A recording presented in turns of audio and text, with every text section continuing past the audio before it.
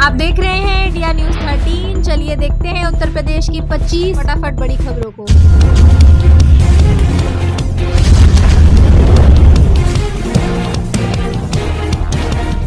UP में ई वाहनों की सब्सिडी में झोल, ग्राहकों को नहीं मिल पा रही छूट। उत्तर प्रदेश सरकार ने इलेक्ट्रिक वाहनों पर रोड टैक्स छूट को 2 साल के लिए बढ़ाया, लेकिन पोर्टल पर अपडेट न होने से ग्राहकों को परेशानी हो रही है। ई रिक्शा विक्रेताओं की बिक्री में 80% तक गिरावट आई है, क्योंकि गरीब ग्राहक फाइनेंस पर निर्भर है और फाइनेंस कंपनियां रोड टैक्स रसीद के बिना भुगतान नहीं करती हैं। इससे गरीब वर्ग की आर्थिक आय प्रभावित हो रही है। एयरपोर्ट पर नौकरी दिलाने का झांसा देकर 18 लोगों से 10 लाख की ठगी। अमरोहा में 3 लोगों पर एफआईआर। अमरोहा में एक महिला और पिता पुत्र की जोड़ी ने एयरपोर्ट पर नौकरी दिलाने का झांसा देकर 18 लोगों से 10 लाख रुपए की ठगी की। पीड़ितों को दिल्ली में ट्रेनिंग दी गई और फर्जी नियुक्ति पत्र दिए गए। एयरपोर्ट पर ज्वाइन करने पर धोखाधड़ी का पता चला। पीड़ितों ने पुलिस अधीक्षक से शिकायत की है। यूपी को मिली एक और स्पेशल ट्रेन। अयोध्या जाने वाले श्रद्धालुओं का होगा फायदा। रेलवे प्रशासन ने अयोध्या मेले में श्रद्धालुओं की सुविधा के लिए गोंडा अयोध्या और मनकापुर गोंडा के बीच विशेष अनारक्षित ट्रेनें चलाने का निर्णय लिया है। यह ट्रेनें 30 अक्टूबर से 6 नवंबर तक चलेंगी। गोंडा अयोध्या ट्रेन गोंडा से रात 9:40 पर रवाना होगी, जबकि मनकापुर गोंडा ट्रेन दोपहर 2 बजे रवाना होगी। गंगा एक्सप्रेसवे पर हर 40 किलोमीटर पर होंगी ये व्यवस्थाएं, फायर स्टेशन भी शामिल। गंगा एक्सप्रेसवे पर यात्रियों की सुरक्षा और सुविधा के लिए हर 40 किलोमीटर पर फायर स्टेशन सहित कई विशेष व्यवस्थाएं होंगी। आपातकालीन चिकित्सा सेवाएं भी उपलब्ध रहेंगी, ताकि दुर्घटना की स्थिति में तुरंत सहायता मिल सके। सरकार का लक्ष्य है कि एक्सप्रेसवे पर यात्रा करने वाले लोगों को सुरक्षित और आरामदायक अनुभव मिले। सीएम योगी ने की देव दीपावली की तैयारियों की समीक्षा। वाराणसी में 1 से 4 नवंबर तक होगा गंगा महोत्सव। मुख्यमंत्री योगी आदित्यनाथ ने वाराणसी में देव दीपावली की तैयारियों की समीक्षा की। उन्होंने कहा कि यह पर्व काशी की सनातन परंपरा, गंगा आराधना और लोक आस्था का संगम है। योगी ने अधिकारियों को निर्देश दिया कि आयोजन क्लीन काशी, ग्रीन काशी और डिवाइन काशी के भाव को साकार करे। घाटों पर सुरक्षा, स्वच्छता और यातायात प्रबंधन पर भी ध्यान दिया जाए। विशेष आयोजन में लेजर शो और ग्रीन आतिशबाजी शामिल होंगे। प्रयागराज प्रशासन का बड़ा निर्णय। एयरफोर्स स्टेशन मनोरी के 100 मीटर परिधि में निर्माण पर प्रतिबंध तत्काल प्रभाव से लागू। प्रयागराज में वायुसेना स्टेशन मनोरी के 100 मीटर के दायरे में निर्माण पर रोक लगा दी गई है। जिला प्रशासन के इस फैसले से स्टेशन के पास के कई गांवों में निर्माण कार्य बाधित होगा। जिलाधिकारी सदर अभिषेक कुमार सिंह ने बताया कि यह फैसला 24 उपस्कर डिपो वायुसेना स्टेशन मनोरी की सुरक्षा को देखते हुए लिया गया है। पहले भी यह प्रतिबंध 2008 में लगाया गया था। बीमारू हो गया था प्रदेश, किसानों से मिलकर बोले सीएम योगी। पहले बिचौलियों को मिलता था मुनाफा। गन्ना मूल्य वृद्धि से उत्साहित किसानों ने मुख्यमंत्री योगी आदित्यनाथ का अभिवादन किया। योगी ने कहा कि पिछली सरकारों ने किसानों की उपेक्षा की, जिससे प्रदेश बीमारू हो गया। उन्होंने बताया कि उनकी सरकार ने नई चीनी मिलें स्थापित की और गन्ना पर्ची व्यवस्था को ऑनलाइन किया, जिससे किसानों को सीधा लाभ मिल रहा है। गन्ना मंत्री ने कहा कि अब प्रदेश में गन्ना माफिया जैसे शब्द नहीं हैं। यूपी में वन रक्षक व वन्यजीव रक्षक परीक्षा की डेट आउट। 709 पदों पर होगी भर्ती। वन रक्षक और वन्यजीव रक्षक के 709 पदों के लिए मुख्य परीक्षा 9 नवंबर को होगी। यूपी अधीनस्थ सेवा चयन आयोग ने परीक्षा जिले की जानकारी वेबसाइट पर जारी कर दी है और जल्द ही प्रवेश पत्र जारी किए जाएंगे। यह परीक्षा लखनऊ और झांसी में होगी। सहायक स्टोर कीपर व सहायक भर्ती परीक्षा की टंकण परीक्षा 18 दिसंबर को होगी। सीबीएसई स्कूल में पढ़ने वाले बच्चों के लिए जरूरी अपडेट। स्कूलों के लिए आ गया है नया फरमान। सीबीएसई ने कक्षा 6 से 8 तक कौशल शिक्षा को अनिवार्य कर दिया है, जो शैक्षणिक सत्र 2025-26 से लागू होगा। एनसीईआरटी की कौशल बोध श्रृंखला की पुस्तकें अनिवार्य हैं और शिक्षकों के लिए प्रशिक्षण कार्यक्रम आयोजित किए जाएंगे। छात्र परियोजना आधारित शिक्षण पर ध्यान केंद्रित करेंगे और हर साल कौशल मेला आयोजित किया जाएगा। मूल्यांकन में विभिन्न घटकों को शामिल किया जाएगा। 4 चूहों ने आधी रात को कर दिया ऐसा कांड। 25 मोहल्लों और 200 गांव के लोगों के छूट गए पसीने। सीतापुर के महोली में चूहों द्वारा बिजली के तारों को कुतरने से बड़ा धमाका हुआ, जिससे 25 मोहल्ले और 200 गांव में बिजली गुल हो गई। लोगों को पानी की समस्या हुई और व्यापार भी प्रभावित हुआ। बिजली विभाग ने तत्परता दिखाते हुए फॉल्ट को ठीक किया और शाम तक आपूर्ति बहाल कर दी। यूपी में बीएससी डीआईओएस की रुक सकती है सैलरी, इस वजह से महानिदेशक ने दी चेतावनी। यूडाइस पोर्टल पर स्कूल प्रोफाइल और फैसिलिटी अपलोड न करने वाले बीएससी और डीआईओएस को महानिदेशक स्कूल शिक्षा ने वेतन रोकने की चेतावनी दी है। शैक्षिक सत्र 2025-26 के लिए यूडाइस पोर्टल पर स्कूलों की प्रोफाइल अपडेट करने का आदेश दिया गया था, लेकिन कई जिलों में ड्रॉप बॉक्स से विद्यार्थियों के नाम इंपोर्ट नहीं कराए गए। महानिदेशक ने जल्द यह कार्य पूरा करने का निर्देश दिया है।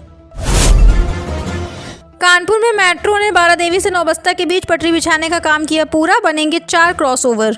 कानपुर मेट्रो ने बारादेवी से नौबस्ता तक 5.3 किलोमीटर एलिवेटेड रूट पर पटरी बिछाने का काम पूरा कर लिया है, जिसमें 4 क्रॉसओवर भी बनाए गए हैं। इस रूट पर बारादेवी, किदवई नगर, वसंत विहार, बौद्ध नगर और नौबस्ता स्टेशन बन रहे हैं।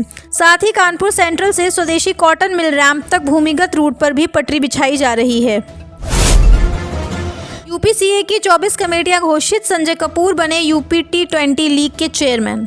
कानपुर में उत्तर प्रदेश क्रिकेट एसोसिएशन की 20वीं वार्षिक आम सभा में नई कार्यकारिणी घोषित की गई। निधिपन सिंघानिया फिर से अध्यक्ष चुने गए, राकेश मिश्रा उपाध्यक्ष होंगे। मनोहर गुप्ता सचिव और सचिनानंद शुक्ला कोषाध्यक्ष बने। Sanjay Kapoor UP T20 league के चेयरमैन नियुक्त हुए। राजीव शुक्ला ने ग्रीन पार्क को संवारने की बात कही और यूपीसीए महिला क्रिकेट को बढ़ावा देने पर जोर दिया गया। गोरखपुर में 53 करोड़ से बनेगा 2 लेन रेलवे क्रॉसिंग ओवरब्रिज, नई डिजाइन पर लगी अंतिम मुहर। गोरखपुर कैंट रेलवे क्रॉसिंग पर वाई आकार का 2 लेन का ओवरब्रिज बनेगा, जिसकी लंबाई 870 मीटर होगी। रेलवे प्रशासन ने 53 करोड़ रुपए का टेंडर जारी किया है। इससे यात्रियों और नंदानगर जैसे आसपास के इलाकों के लाखों लोगों को सुविधा होगी। पहले एल आकार का पुल बनना था, जिससे स्थानीय लोगों को परेशानी होती है। वाई आकार का पुल बनने से सभी को आसानी होगी। यूपी के संभल में 427 जोड़ों का हुआ सामूहिक विवाह, चयन के लिए सत्यापन का काम जारी। संभल जिले में 427 जोड़ों का सामूहिक विवाह होने जा रहा है। प्रशासन तैयारियों में लगा है और जोड़ों के चयन के लिए सत्यापन का काम चल रहा है। अधिकारी विवाह कार्यक्रम को सफल बनाने के लिए तत्पर हैं। यह आयोजन गरीब परिवारों के लिए मददगार साबित होगा। लखनऊ में खुलेगा उच्च शिक्षा निदेशालय का शिविर कार्यालय, शासन स्तर के इस निर्णय के विरोध में कर्मचारी मुख्यमंत्री से गुहार। प्रयागराज में स्थित उच्च शिक्षा निदेशालय का शिविर कार्यालय लखनऊ में खोलने के शासन के निर्णय का कर्मचारी विरोध कर रहे हैं।